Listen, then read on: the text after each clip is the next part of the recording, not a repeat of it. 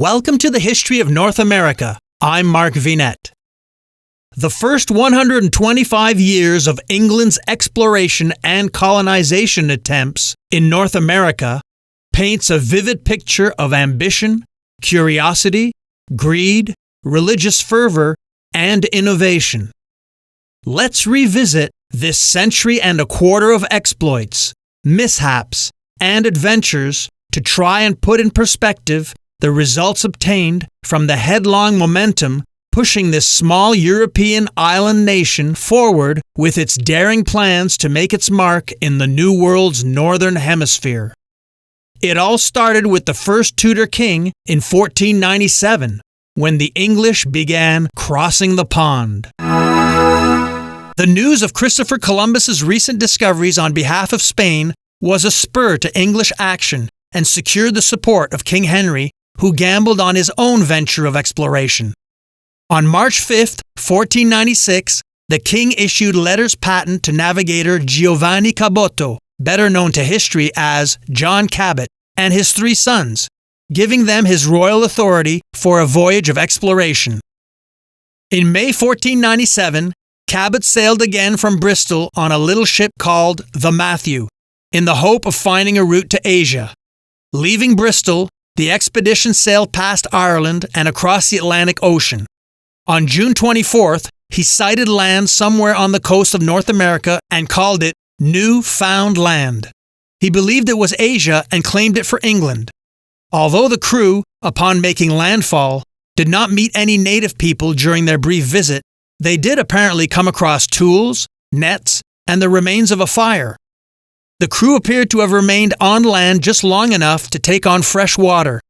They also unfurled both the English and Venetian flags, claiming the land for the King of England and recognizing the religious authority of the Roman Catholic Church.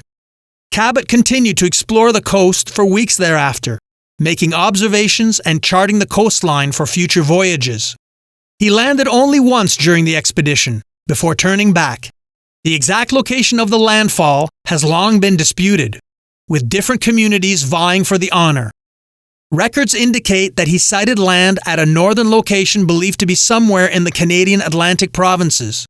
For the 500th anniversary celebrations, the governments of Canada and the United Kingdom designated Cape Bonavista in Newfoundland as the official landing place. Here in 1997, Queen Elizabeth II, along with members of the Italian and Canadian governments, greeted the replica Matthew of Bristol following the ship's celebratory crossing of the Atlantic.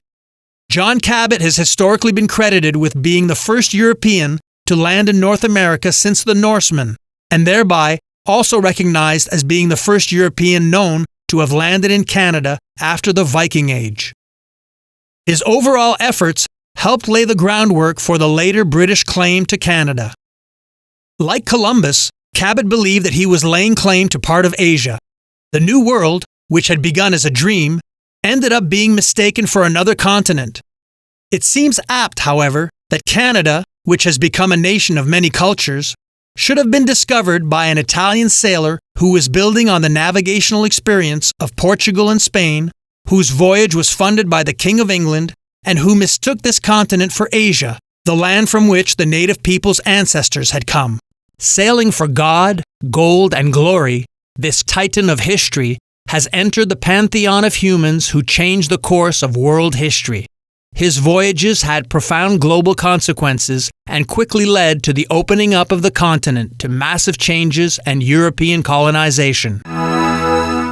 Sebastian Cabot, better known to the English-speaking world as Sebastian Cabot, was the son of celebrated Venetian explorer John Cabot.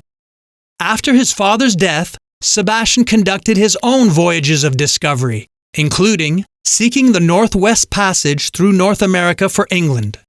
He is most appreciated by historians today, however, for his world map of AD 1544, also known as the Sebastian Cabot Map. King Henry VIII is probably the most well-known and most studied of English monarchs. His reign is often seen as a prelude to and the forerunner of the British Empire and English activities on the North American continent. Certainly, without the institutional changes he brought, the wars he fought, and the religious differences he ushered into his country, England, and therefore Britain, likely would have never risen to the status she ultimately achieved. His life was rocked by repeated scandals, religious schisms, and lustful ambition, making King Henry VIII one of the most fascinating and mixed characters to influence North America's history. Before England ruled the waves, there was the Mary Rose, a technologically advanced sailing vessel that contributed to the future global domination of the English Navy, including the vast waters surrounding the North American continent. The Mary Rose is a Carrack-type warship of the Tudor Navy of King Henry VIII. She served for 33 years in several wars against France, Scotland, and Brittany. Built in 1511, King Henry's favorite warship was lost during a naval battle over 400 years ago.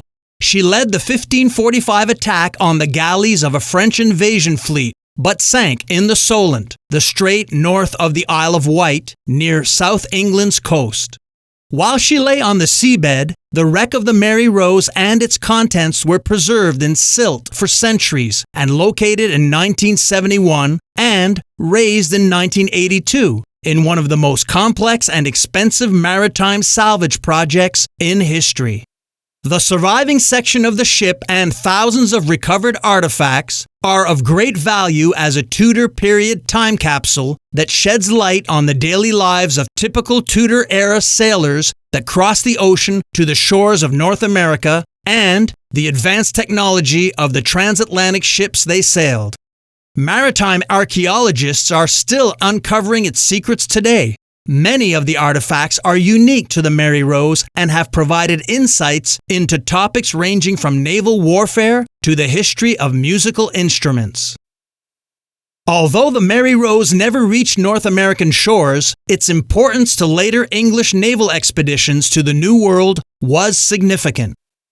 Tudor King Henry VIII died in 1547, leaving England's crown to his son Edward VI, whose short reign led to the royal ascension of his two sisters and the imminent exploration and colonization of America.